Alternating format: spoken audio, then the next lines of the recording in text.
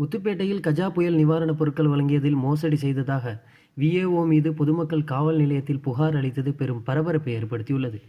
சமீபத்தில் வீசிய கஜா புயலினால் பொதுமக்களின் வாழ்க்கை முற்றிலும் பாதிக்கப்பட்டது. இந்த பாதிப்பினால் பலர் பொருளாதார ரீதியாகவும் மன உளைச்சலாலும் தவித்து வந்த நிலையில் தமிழக அரசு திருவாரூர், நாகப்பட்டினம், தஞ்சாவூர், புதுக்கோட்டை மற்றும் கொடைக்கானல் ஆகிய மாவட்டங்களை அதிகம் பாதித்த மாவட்டமாக அறிவித்தது. இதனையடுத்து வருவாய்த்துறையினர் முத்துப்பேட்டையில் உள்ள அனைத்து பகுதியையும் கணக்கீடு செய்து அனைவருக்கும் நிவாரணம் கிடைக்கும் என்று கூறிவிட்டு சென்றுள்ளனர். ஆனால் புயல் பாதித்து 2 மாதங்களுக்கு மேலாகியும் எந்த ஒரு நிவாரணமும் முறையாக வழங்கப்படவில்லை. இதனால் பொதுமக்கள் பல போராட்டங்களை முன்னெடுத்து நடத்தி வந்தனர். இந்நிலையில் முத்துப்பேட்டை பேரூராட்சிக்கு உட்பட்ட பகுதிக்கு வெறும் 1700 நிவாரணப் பொருட்கள் தான் வந்துள்ளது. எனவே கூரை மற்றும் ஓட்டு வீடுகளில் வசிப்பவர்களுக்கு மட்டும்தான் நிவாரணம் உண்டு, மாடி வீடுகளில் வசிப்பவர்களுக்கு நிவாரணம் கிடையாது என்பது போன்ற தகவல் அதிகமாக பரவியது. பின்னர் 1, 2, 11, 12 ஆகிய வார்டுகளில் சராசரி மாடி வீடு உட்பட அனைவருக்கும் நிவாரணம் வழங்கப்பட்டது. ஆனால் இதே வார்டுகளில் உள்ள கூரை மற்றும் ஓட்டு வீடுகளில் வசிக்கும் பொதுமக்களுக்கு நிவாரணம் வழங்கப்படவில்லை.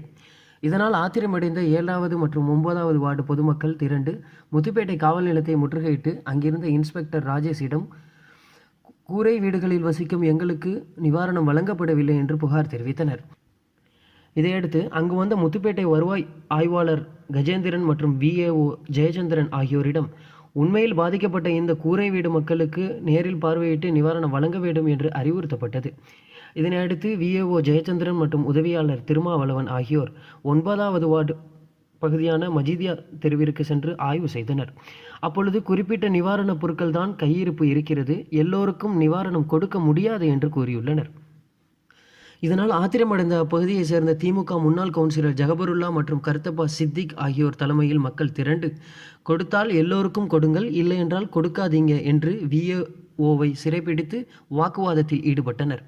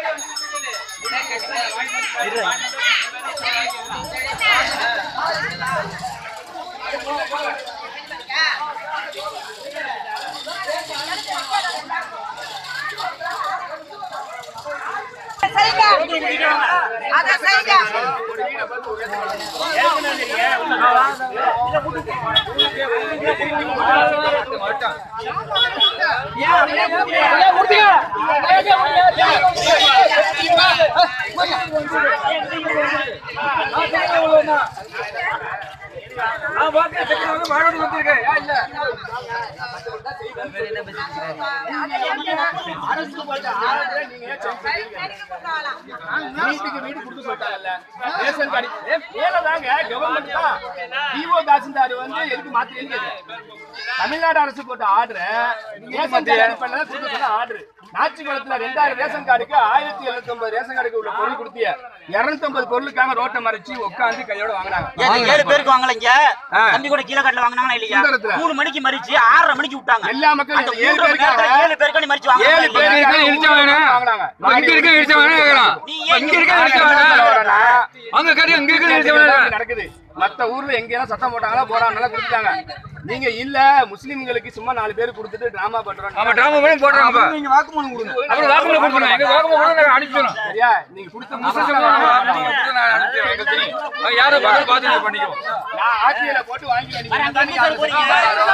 நீங்க யார் யார் வீட்டுக்கு விசிட் பண்ணீங்க எனக்கு ஆர்டில நீங்க தகவல் சொல்லணும். நான் உங்களுக்கு கையில மட்டும் ஆர்டில போட்டு வாங்கி. கோயில வந்து மாறி கணக்கெடுக்கறியா? எங்க போறீங்க சார்? ஏன் போறீங்க? எங்க கணக்கெடுக்கறீங்க?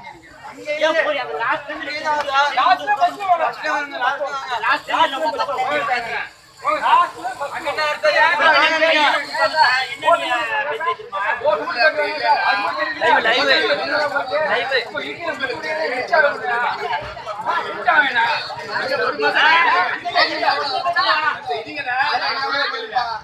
அடிப்படையில இந்த கணக்கெடுப்பு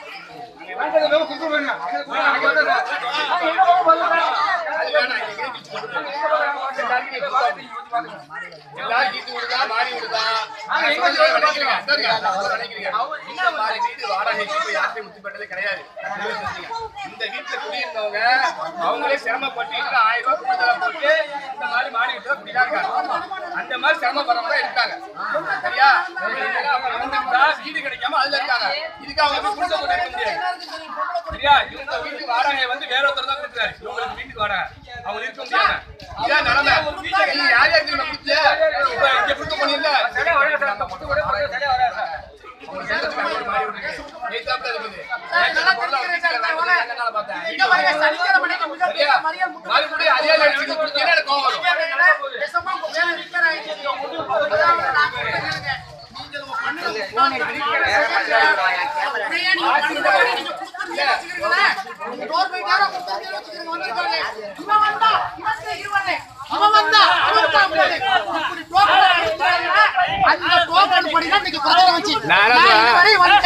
திருமாட்டையோ யார்கிட்ட ஒரு டோக்கனை எனக்கு கொடுங்கன்னு நான் கேட்டிருக்கிறேன்னா என் ஓட்டு கொண்டு வந்து கொடுத்தீங்க. அது நான் நேரடியா வாங்கல, வந்தவங்கள்ட்ட வாங்கலாம்.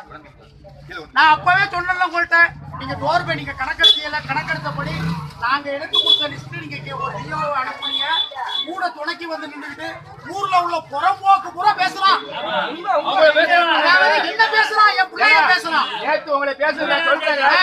வாங்கி குடிக்க இன்னும் 2 பேர் மாமா பிள்ளை செஞ்சாங்கன்னு நான் சொல்றேன். திரும்ப உங்களா சொல்றேன். அந்த புறம்போக்கு நாயி அனாமத்து அட்ரஸ் இல்லாததெல்லாம் மண்ணுக்கு எல்லாம் ஒவ்வொரு சேரி.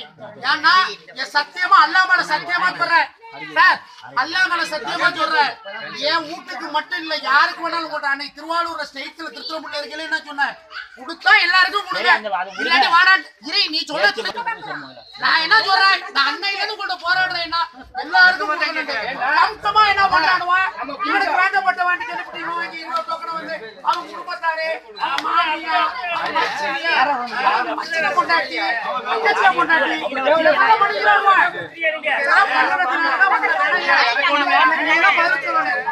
ஒழுங்கா தீர்த்து விட்டு ஓட்டு கொடுங்க.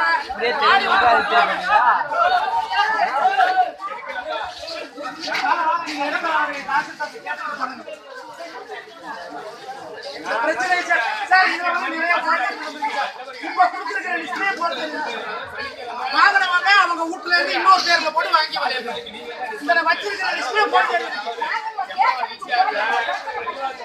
இதுல போல்ஜரி இருக்கு. சொல்றேன் என்னடா சரியா? நீங்க பொருளை 10 பேர் கொடுக்கலாம் கூட அந்த 10 பேருக்கா சாலை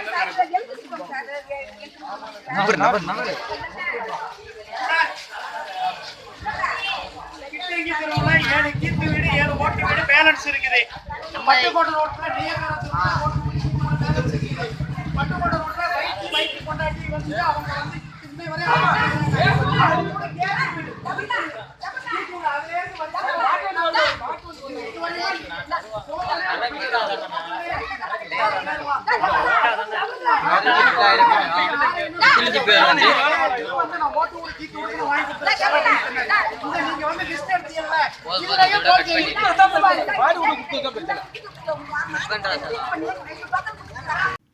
இதற்கு பதிலளிக்காமல் விஏஓ தப்ப முயன்றபோது பொதுமக்கள் அவரை மடக்கி கேள்விகளால் துளை தெரிந்தனர். இதனால் அங்கு பெரும் பரபரப்பு ஏற்பட்டது. இது தொடர்பாக பொதுமக்கள் சிலர் கூறுகையில், திருவாரூர் மாவட்டம் முத்துப்பேட்டையை தமிழக அரசு அதிகம் பாதித்த பகுதியாக அறிவித்தது. அப்படியென்றால் நிவாரணப் பொருட்கள் அனைவருக்கும் கொடுக்க வேண்டியதுதானே?